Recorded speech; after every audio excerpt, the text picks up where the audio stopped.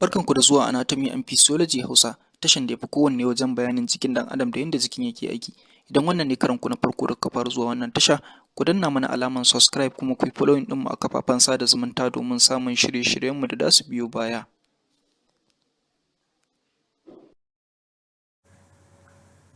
Wannan dai shine bidiyonmu na farko a wannan tasha namu mai suna Anatomy and Physiology Hausa, kuma yana ɗauke da manufofinmu da dalilan da ya sa muka ƙirƙiri wannan tasha. Bari mu ji abin da bidiyon ya ƙunsa. Da farko za mu ji me yasa muka ƙirƙiri wannan tasha, sannan kuma masu wa muka ƙirƙira, kuma yaren da zamu na amfani da shi, sannan kuma tsarin da zamu rinƙa bi na wajen karantarwa da kuma fa'idodin da mutum zai samu in har dai yana bibiyan wannan tasha, sannan kuma da malaman da suke koyarwa a wannan tasha, kuma yadda za a iya tuntuɓar mu. Dalili mafi girma da ya sa muka ƙirƙiri wannan tasha shine ilmantarwa. Ba abin da ya sa muka ƙirƙiri wannan tasha kamar ilmantarwa, domin koyar da karatun Anatomy and Physiology domin kowa da kowa ya iya, ga wanda yake buƙata da kuma wanda ma yake sha'awa, ɗalibi ko kuma likita ko kuma kowane irin nau'in mutum. Sannan kuma domin sauƙaƙe fahimtar karatun Anatomy and Physiology wa ɗaliban karatun lafiya wanda suke ƙoƙarin su ga sun samu ilimin wannan karatu domin samun shi cikin sauƙi ta hanyar harshen Hausa. Sannan kuma taimakon ɗalibai ta hanyar faɗa musu hanyoyi daban-daban yadda za a yi su karanci karatun ba tare da sun sha wahala ba. Masu wa muka ƙirƙiri wannan tasha, duk wanda da yake so ya fahimci karatun Anatomy ko kuma Physiology, wato karatun yanayin tsarin jikin halittar ɗan adam da kuma yadda jikin yake aiki, wannan tasha ya sani na shi da iya zuwa ya saurari duk abin da muke karantarwa, sawa'un ɗalibi ne shi ko kuma mazaunin gida ne ko kuma likitan gargajiya ne ko kuma likita ne na asibiti ko kuma kowane irin nau'in mutum. Sannan kuma mutane na biyu wanda muka ƙirƙiri wannan tasha na musamman saboda su ne ɗaliban ilimi na karatun harkar lafiya, kamar irin su pharmacy technicians, community health extension workers, medical lab technicians, x-ray technicians, nursing and midwifery students, allied health science courses irin su physiotherapy, optometry, radiography, medical lab scientist, da kuma nursing da midwifery da kuma nursing da sauransu. Sannan kuma ɗaliban da suke clinical science irin su MBBS da kuma Bachelor of Dental Surgery da sauransu. Sai kuma ɗaliban da suke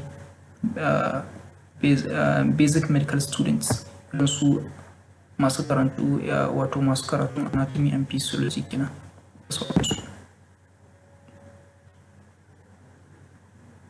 Wanda ya damu da amfani da shi a wannan tasha da duk rubuce-rubucen da zamu rinƙa yi a cikin wannan tasha da turanci zamu rinƙa yin shi, sannan kuma dukkan bayanan da zamu rinƙa yin shi zamu rinƙa yin bayani ne da Hausa, saboda wannan tasha kawai muna ƙoƙarin mu fassara abin da muke koyarwa ne a wannan tashan, wanda muke amfani da turanci muke koyarwa.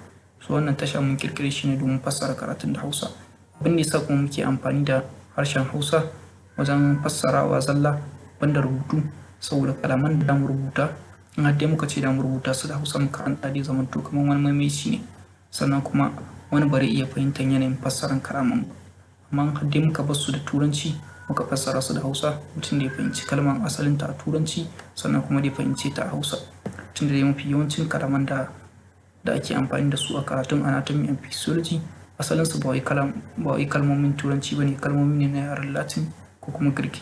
Shi yasa da mu yi amfani da yaren Hausa, domin hakan zai samar da fa'ida guda biyu: fahimtar shi yaren turancin ta hanyar karanta abin da muke rubutawa da kuma sauraron fassarar da zamu yi, wanda hakan zai sauƙaƙe wa mai sauraro fahimtar karatu.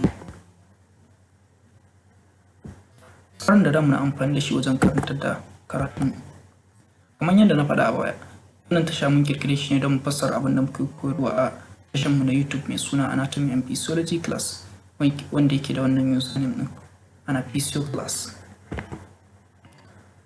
Zamu na amfani da PowerPoint ne wajen karantar da karatunmu na Anatomy and Physiology, kuma da mu karantar da karatun ne a matakai daban-daban. kamar haka. Farko mataki na diploma. Za mu karantar da karatun ne ba tare da zurfafawa sosai a ciki ba, saboda ɗalibai da kuma courses na karatun diploma irin su CHU wato community health extension workers, pharmacy technicians, medical lab technicians, x-ray technicians da kuma sauransu. Sannan kuma da mu ƙara faɗaɗa karatun a mataki na biyu saboda ɗalibai masu karatun nursing and midwifery, saboda su anatomy and physiology din ya fi na wayanda suke matakin farko faɗi, shi yasa. Sai kuma a mataki na uku za mu karantar da karatun da cikakken faɗin shi, kamar yadda ake yi wa ɗalibai da suke karatu na digiri na farko irin masu karatun anatomy, physiology, MBBS wato medicine bachelor and bachelor of surgery, physiotherapy, medical lab scientist, radiography, bachelor of nursing science wanda shi ya fi basic nursing faɗi, dentistry da kuma sauran nau'uka na karatuttukan lafiya, wanda a kowane mataki mutum yake da iya bibiyan wa'innan karatuttuka domin dai samu karatun da ya dace da shi. Sannan kuma a kowane mataki in har dai muka tashi koyarwa, da mu ɗauki curriculum ɗin student ɗin wa'innan matakin ne, da shi da muna amfani da shi don mu haɗa karatun, don mu shiryo karatun da da mu karanta.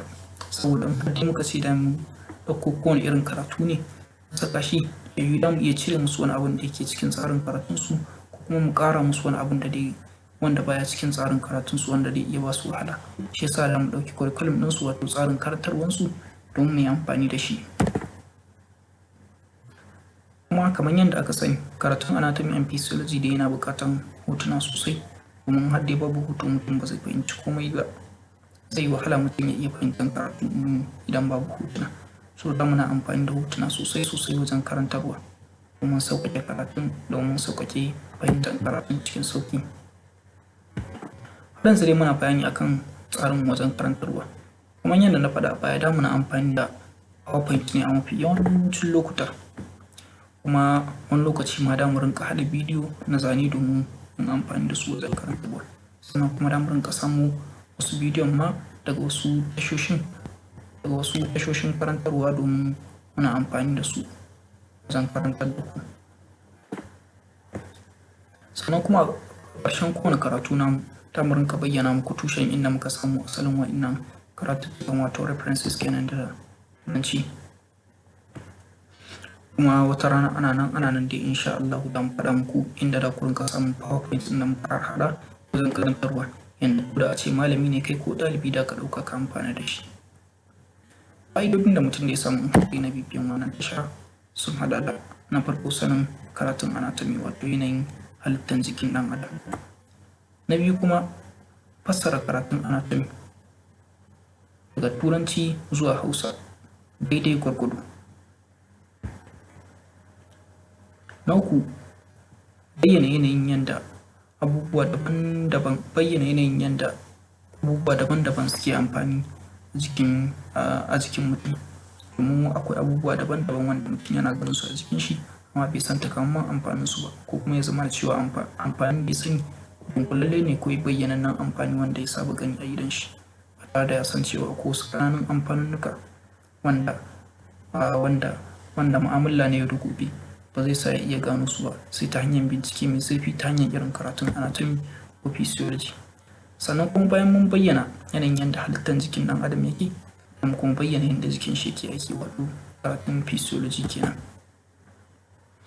Sannan kuma da yanayin yadda jikin yake mu'amalantar yanayi a zafi, yaya jiki yake mu'amala da zafi, yaya jiki yake mu'amala da sanyi, yaya jiki yake mu'amala da yanayi da kuma halayya daban-daban wanda zai iya tsintar kanshi a jiki. Shin jiki yana da wasu dabarbaru wanda yake yi don ya yi ƙoƙarin sabawa da yanayin da ya tsinci kanshi a ciki ko kuma babu? Duk da mu ji wannan har da mun zo karatu. Ɗaya daga cikin manya-manyan fa'idodi na wannan tasha, wanda ina kyautar zaton a iya wannan tashar ne ma kaɗai da ku iya samun wannan fa'ida mai girma, shine karantar da ɗalibai ta hanyar tsarin karantarwarsu wato curriculum ɗinsu, da kuma karantar da karatu ta hanyar amfani da tsarin karantarwa mabambanta, ta yadda koma wani irin ɗalibi ne kai in har dai ka zo wannan tasha to insha Allah ka zo inda ya dace da kai. domin damu karantar da karatun da ya dace da wanda yake course na diploma, ko wanda yake course na HND, ko wanda yake course na degree.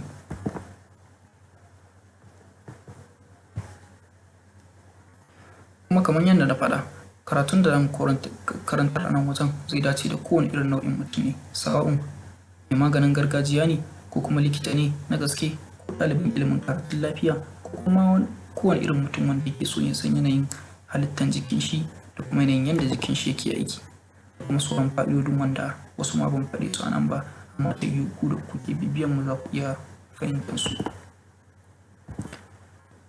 Malaman da dai suna koyarwa a wannan tasha, dole ne mu samu malami wanda yake da ilimi da kuma shaida a karatun anatomy ko kuma physiology, wato yake da aƙalla digiri na farko a karatun anatomy ko physiology.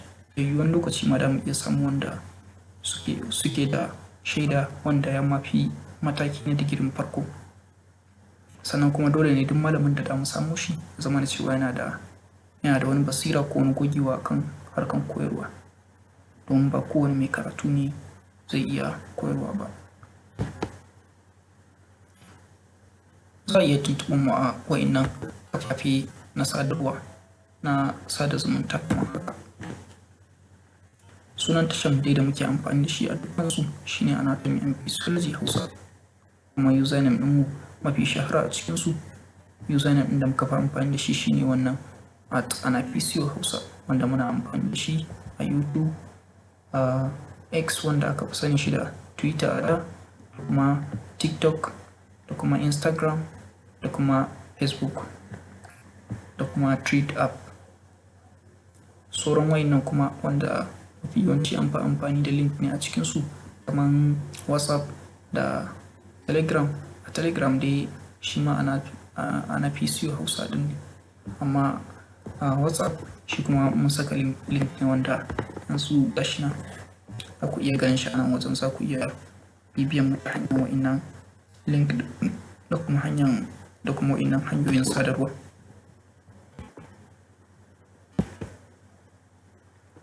Sannan kuma za ku iya tuntuɓar mu wanda ke da wani korafi ko tsokaci ko kuma shawara game da tsarinmu ko kuma wani abin da muke a wannan tasha, sai iya tuntuɓar mu ta hanyar Gmail ɗinmu @anaphysio_hausa@gmail.com. Mun gode da sauraro.